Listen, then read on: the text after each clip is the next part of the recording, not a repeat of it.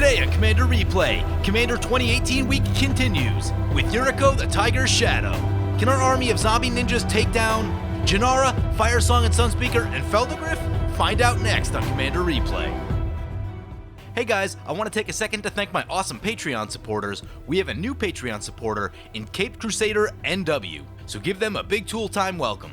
If you want to help support the channel and vote on which decks I play next, feel free to check out my Patreon at the link below. Welcome back everyone, playing some Yuriko the Tiger's Shadow, Zombie Ninjas. Take a look at our opening hand. We've got 3 lands, Sword of the Animus, Dimir Signet. I like this, let's keep. So as I mentioned, we're playing Yuriko the Tiger's Shadow, a sort of new commander out of Commander 2018. For those that don't know, it's 1 blue-black for a 1/3 with Commander Ninjutsu, which is pay a blue and a black, return an unblocked attacker you control to your hand, put this card onto the battlefield from your hand or the command zone, tapped and attacking. And then it says, whenever a ninja you control deals combat damage to a player, reveal the top card of your library and put that card into your hand. Each opponent loses life equal to that card's converted mana cost. So, interesting little ability. I looked at a few different ways of how to build this deck, and what I ultimately decided on, and I was just kind of joking around saying zombie ninjas, but I actually took the time to build zombie ninjas. So here we are with the zombie ninja deck. We'll see how this goes. I did see some really powerful stuff with like a bunch of 1-drops that are all unblockable, counter spells, extra turn spells, and a doomsday package. That looked pretty competitive in my estimation, so that is one way that you could choose to go with this commander, but that's not what I decided to do here today. I decided to go with something a little more fun, a little more janky. And that's going to bring it to our turn 1. Let's lay down the Creeping Tar Pit tapped, and we'll pass the turn. So let's take a look at who we're facing. Today I'm joined by 3 Patreon supporters. First up, we have El Plurde playing Jenara, Asura of War. Cool little commander, one that I've always wanted to build around and just haven't found the time to do so. And they're going to lay down a Skull Clamp on their turn 2. But Jenara is green, white, blue for a 3/3 flyer, and you can pay 1 and a white to put a +1/+1 counter on Jenara. And a lot of interesting things you can do with this deck. You could go with the +1/+1 counters theme. You could do like a Bant control kind of thing. Some people do play Angels with Jenara if you want to play Bant Angels. And then you could also just play like a Bant good stuff type of build as well. So lots of different things to be doing with Jenara. We'll see what our opponent's up to today. Skull Clamp could mean potentially a token build, so we'll see if maybe that's something that they're up to. Next up, we have Kithron playing the Firesong and Sunspeaker deck. We've seen this deck a few times on the channel. There's a ton of removal in this deck, so we're going to have to watch out for that. They'll play some burn spells, gain a lot of life, and that may actually be hard for our deck to overcome, because this isn't like my normal Boros affair, where like the longer the game goes, the more damage you can do with the Boros deck, you know, as long as your stuff is staying in play. That's not necessarily going to be the case with zombie ninjas, so we'll see how that all works out. Hopefully we don't get hit too hard with removal, but that will probably also be some wishful thinking as well. They lay down an Expedition map on their turn 2, and Pheldagriff follows up with a Selesnya Signet on their turn 2, and that'll bring it to our turn 2. Let's play the Scalding Tarn, crack the Scalding Tarn, get the Underground Sea right here, and then we'll play the Dimir Signet. One thing I thought about doing with this deck was going really hard on the zombie 1-drops, and there are a decent number of them, except that most of them don't have any evasion of any kind. So they're good on turn 1, maybe turn 2, but you know, you start getting into like turn 3 and 4, they're going to lose a lot of value. So I decided not to go too heavily into that route. There are a couple 1-drops, the better ones like Gravecrawler, but that was one thing that I explored. Just it wasn't really calling to me very much. I kind of wanted to play with all the mid-range zombies that, you know, are just fun and exciting to play with, all the zombie lords, things like that, which I know don't have the most synergy with our commander, but I was going for kind of a slower build. I wasn't going to try to just come out and swing away like you would expect a high-powered Yuriko deck to do. Anyway, Jenara, Asura of War coming down for our opponent. And our final opponent is Nathan, screen name Thiel Athar, that looks like, piloting the Pheldagriff deck. Pheldagriff, always a really interesting commander. For those that aren't aware, Pheldagriff is 1 green, white, blue for a 4/4. You can pay a green, and Pheldagriff gains trample, and you get to give an opponent a 1/1 green hippo. You can pay white, it gains flying, and target opponent gains 2 life, or you can pay blue to return to its hand, target opponent may draw a card. So Pheldagriff is the type of deck that can make friends, and there's actually a bunch of ways to build around Pheldagriff. I've heard a lot of people talk about the mean hippo builds, where you use Pheldagriff to actually punish them for the stuff that you're giving them, but there's also group hug, and I don't know. We'll see what our opponent's up to today. I haven't seen Pheldagriff in quite a while, actually, a few years at this point. So I think it's a commander that's fallen off the radar just a little bit as the format has gotten faster. In my opinion, I think the format is just, it's a bit faster and maybe a little bit less social or interactive than it used to be. Ooh, that's a Heartbeat of Spring for our opponent. So that's going to double up mana for everyone at the table. That is fun. We draw into a Drowned Catacomb, so we will play the... Actually, let's figure out what we're doing this turn. 7 total mana. Phyrexian Delver, not really doing much for us yet. Fleshbag Marauder could take down the Jenara, which would be good. I would like to hit maybe a little bit more with it first, though. So I think maybe we'll wait on that. I'm thinking maybe like Worn Power Stone and our Commander is probably a good place to be. So play the Worn Power Stone, drop the Drowned Catacomb, play our Commander. You can hardcast this Commander, by the way. A lot of people fall in love with the Nijitsu ability, but hardcasting it is a thing that you can do. And we have 1 floating, can't do much with it, so we will pass the turn like that. Hopefully each opponent taps out to play a creature that we can get rid of with this Fleshbag Marauder and then start getting in some damage with, because I'd like to draw a card or two at this point. This Phyrexian Delver is a better late game card after removal starts flying around. Not super good for our early game. Sword of the Animist is good to get down in the early game. If we can get some additional lands going, that would be pretty sweet. But I would like to draw into just a little bit more than we have going on currently. There's an Aphera, God of the Polis, coming into play. Sure. It's not a blocker, so that's good. Heartbeat of Spring will be really good with Jenara, because they can just spend that extra mana pumping themselves up if they run out of things to do for any reason. So that seems pretty good. They're going to put the Skull Clamp on Jenara. Sure. Going to pump the Jenara. It's a 5/3. I mean, it's only turn 4. That's a pretty big little creature, but we should be able to get rid of it with the Fleshbag Marauder. See if they do any attacking. Yep, gonna send it into us. Well, yep, we'll probably need to Fleshbag on our turn. That does also leave opponent with no blockers, which will be ideal for our commander. I imagine that Firesong will probably try to take out that Heartbeat at some point. Ooh, Erase. Gonna exile the Aphara. Nice, very nice. There's a pretty good amount of artifact and enchantment removal in the Firesong deck that they're piloting, so as far as I know, they don't play a ton of X spells in their deck. I tend to like to play a lot of X spells in my Firesong and Sunspeaker deck. That being the case, it'll be interesting to see what they do with Heartbeat of since they are playing a bit lower curve Firesong. They may not be able to get quite as much advantage as you might expect with Heartbeat. With something like Heartbeat, you always have to worry about opponent being able to go way over the top of what you're doing, and that's probably actually something that may happen with our deck. Since we're playing kind of a small, mid-rangey kind of deck, we don't have a ton of top end to this deck, so... opponent's going to lay down the Heb the Eternal. That's going to work beautifully into our Fleshbag Marauder. One thing we do have to watch out for is if opponent plays Pheldagriff and creates a token for an opponent. That could be problematic for our Fleshbag Marauder plans. Gonna go for a Peer's Whim. For each player, choose friend or foe. Friend searches the library for a land, puts it onto the battlefield, shuffles to the library. Each foe sacrifices an artifact or enchantment that they control. Ooh. Let's see who they choose friend for everyone, so everyone's going to get some additional lands. So it looks like they might be doing the group hug thing with Pheldagriff. That's fun. So we will get to search for a land and put it onto the battlefield. And that looks like it's any land, so that's pretty cool. Can we see what our opponents picked yet? We cannot. Our choices are Ancient Tomb for some additional ramp, although probably not necessary with Heartbeat. Maybe Homeward Path, just as a little bit of protection. Cavern of Souls will give us some counterspell protection. Urborg. Urborg will be good in case we find Filth. That's probably our best bet. We don't have a ton of interesting utility lands in this deck. It's either between Urborg or Homeward Path. I'm thinking Urborg right here. Opponent asks who wants to be friends before casting the card. Nice. Opponents get a Myriad Landscape, just a multicolor land, and a multicolor land. So nothing terribly interesting land-wise out of our opponents. We draw into an Open the Graves. That'll be fun. Can we get Open the Graves and Fleshbag Marauder? That could be kind of cool, right? That will take 8 mana. Plus, I'd also like to get Sword of the Animist down. Drop down this Verdant Catacombs. Which mana do we have? We have 10, 12, 13 mana. That'll be 8 plus 4 is, yeah, let's do it. Gotta make sure we have enough colored. So play Open the Graves. Play Fleshbag Marauder. So Fleshbag Marauder is going to come in. Each player will have to sacrifice a creature.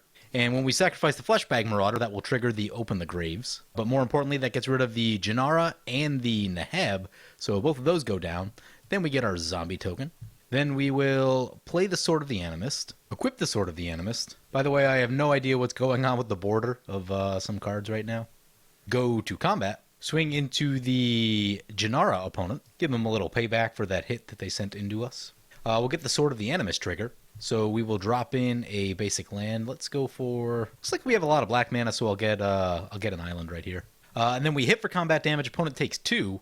And then we draw into the Amoeboid Changeling, which drains everyone for 2 life. And we now have that into our hand. Sweet. So this is in the deck to turn our zombies into ninjas so that we can get additional triggers off of Yuriko's ability.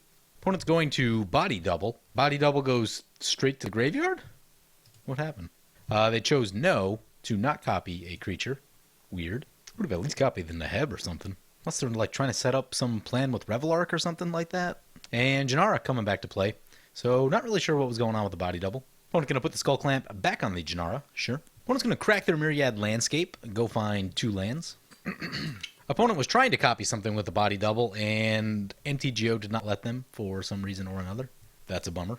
Opponent's going to into the core our Sword of the Animist and the Skull Clamp. I was hoping to get at least one more trigger with that Sword of the Animist. I mean, the longer it sticks around, the more lands we're going to have. We're already doing pretty good on lands, but hey, if you can just get free lands by attacking, that's a very good place to be. Then they're going to crack their Expedition map. Opponent's going to play a Words of Wisdom. You draw 2 cards, then each other player draws a card. We draw into a Grave Titan. That's a pretty good card. That's going to bring it back to our turn. We draw into Mikaeus the Unhallowed. That's a pretty good one. Currently, it'll only pump up our zombie token since Yuriko is a human. So I guess we play the land right here. Nothing really has haste. I guess we can play the Mikaeus first, just to get the extra combat damage in. Pheldagriff passes with all their mana open, by the way. That could be like a Cyclonic Rift or something.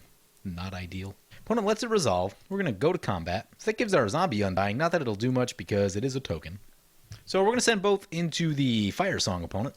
Like to keep their life total nice and low. So we get in for some combat damage. Opponent goes down to 33, and Yuriko is going to trigger.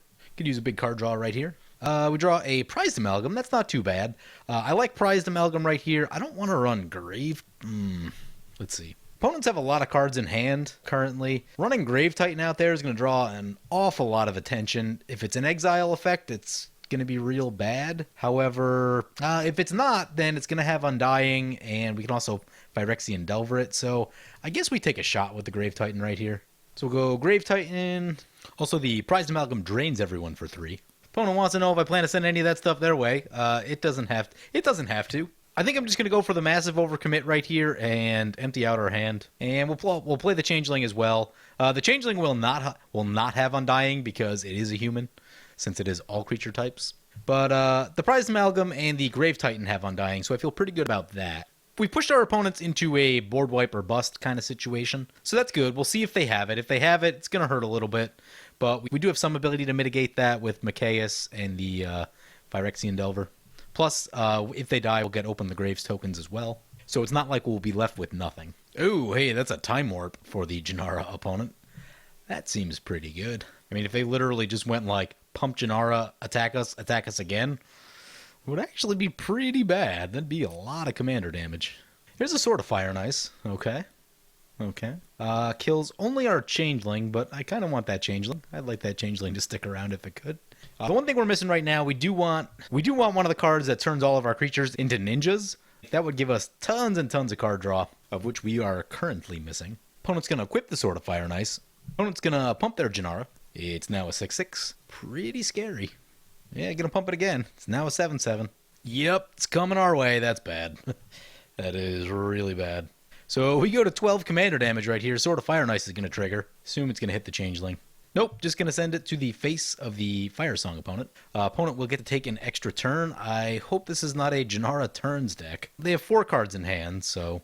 Opponent going to start pumping the Jenara. Yup, this is not good. Opponent going to swing in for lethal. We don't have any blockers, so this is probably going to kill us unless Pheldagriff wants to intervene. And down we go. So yeah, that's Heartbeat of Spring doing some work right there, because if opponent's mana's not doubled, I mean, obviously, if our mana's not doubled, then we're not casting all that stuff either. But because opponent's mana's doubled, that just makes Jenara absolutely huge. And, I mean, it was almost like our removal didn't even matter that much because they just cast it again next turn and like it was no big deal. And, yeah, so down we go. Also, the Yuriko deck is a little bit removal light right now. Could use just a bit more. And the time warp getting us real bad because if opponent only takes a single turn, it's going to hurt, but we can respond. The fact that they're taking multiple turns makes it real hard to respond. Here's a Sphinx of Bethune. Opponent showing Beast Within, Green Sun Zenith, Soul Ring, Revelar, Reflecting Pool. Those are some pretty good cards. So opponent gave him the pile of 5 with the Sphinx of Bethune. That's pretty nasty. So opponent's going to play Return to Dust on Soul Ring and Sword of Fire and Ice. That's a start. Board wipe is... they probably should have taken down that Heartbeat because Heartbeat with Jenara is going to be really, really good. There's Nahiri. That can get rid of Heartbeat. Can also get rid of the Jenara. Although they can just recast it. Gonna exile the Jenara. Yep. I mean, honestly. So what I would have tried to do there, if it were me, depending on what kind of removal they have, I'd rather actually see exiling the Heartbeat of Spring, tapping out all your lands first, and then trying to find some other way to remove their commander. Opponent's going to cast their Firesong at Sunspeaker, sure. Because next turn, they're just going to recast it again, and even with a commander tax of 4 now, it's still just not that hard to cast with Heartbeat out. Opponent plays a Skyscribing. So each player gets to draw 7. So Jenara, 13 cards in hand, Firesong, 11, and Pheldagriff, 11. That's a lot of cards. Going to play a Grow from the Ashes. Get to search for a basic land. Opponent's going to play a Flux. Each player discards any number of cards, then draws that many cards. Oh boy. So a couple lands discarded for the Firesong opponent. Not really anything discarded for the Jenara opponent, so it means that they probably have a lot of gas in their hand. Looks like a land and some mana rocks for the Pheldagriff opponent get discarded. Ooh, opponent's going to Time Warp again. That's what they got back with the Eternal Witness. So Jenara primed to probably win the game. So Jenara back to play. Feast and Famine coming down. That's a really good one. Especially with doubled mana. Eesh. Oh, also a Dictate of Karamitra is in play for the Pheldagriff. So triple mana off each land. And opponent's just going to pump their Jenara a lot. So I'm going to send the Sphinx directly at the Firesong opponent. Interesting choice that you have to make right there is that if they attack the Planeswalker, then Feast and Famine doesn't trigger. But that does mean that opponent will likely get to untap with the Planeswalker, and that's a pretty good place to be. Opponent discards a Faithless Looting. And Jenara untaps all their lands, so they can make an easily lethal commander by next turn if they wanted to. But they also have 11 cards in hand, so that's a problem as well. And opponent just going to make... Oh my god, how much mana is that? That's at least 30 mana. And they're just going to keep pumping up their Jenara, so it's going to be huge. Ooh, opponent's going to play a Mystical Tutor. More turns, I'm guessing. Reveals a Temporal Manipulation. Whew. So the game will be over next turn if opponents don't find a way to interact. Opponent discards a land, a Divining Top, and a Solemn Simulacrum. Oh, they have one more turn. So this game is probably just about over. Opponent's going to take another turn. Jenara swinging into the Firesong opponent. And they go down to commander damage. Opponent's going to play a Constant Miss with Buyback. Oop, that's going to get countered. So good play by the Jenara opponent. And now Pheldagriff is going to have to answer to the monster that they created in this Jenara. Oh, maybe not. They're going to Beast Within the Jenara, although opponent can still... They can just recast it, untap all their lands, and do the same thing again next turn, and they've already got an extra turn on the stack. So opponent going to swing with the Sphinx and the Eternal Witness. Would have recasted Jenara before it did all that, but that's just me. So Sword of Feast and Famine will trigger. There's a Mole Drifter. So Jenara back to play. And they're just going to start the pumping. Going to strip mine one of opponent's lands. Oh, opponent's going to Green Sun Zenith X7 for a Bane of Progress. Yup. Then pump the Jenara. Ooh, opponent's going to play a Song of the Dryads on Jenara. It's a land now. Opponent's going to play a Vision Skeins. Each player draws 2 cards. So opponent goes down to 9 after the attack. That's a Divine Reckoning for the Pheldagriff opponent. And that's a Void Slime on the Divine Reckoning. Opponent's going to Arcane Denial the Void Slime. And Venser on the Arcane Denial. Well, that's a stack right there. So we got Divine Reckoning, Void Slime, Arcane Denial, and Venser. Opponent's Opponent's gonna Beast Within the Song of the Dryads, and now Jenara's back to play. Opponent untaps. This should do it. And Jenara takes it down. Able to really capitalize off the doubled and tripled mana. Alright, so I'm going to run this deck back. Be sure to check out video number 2, which should be posted shortly after this one. Thank you for watching.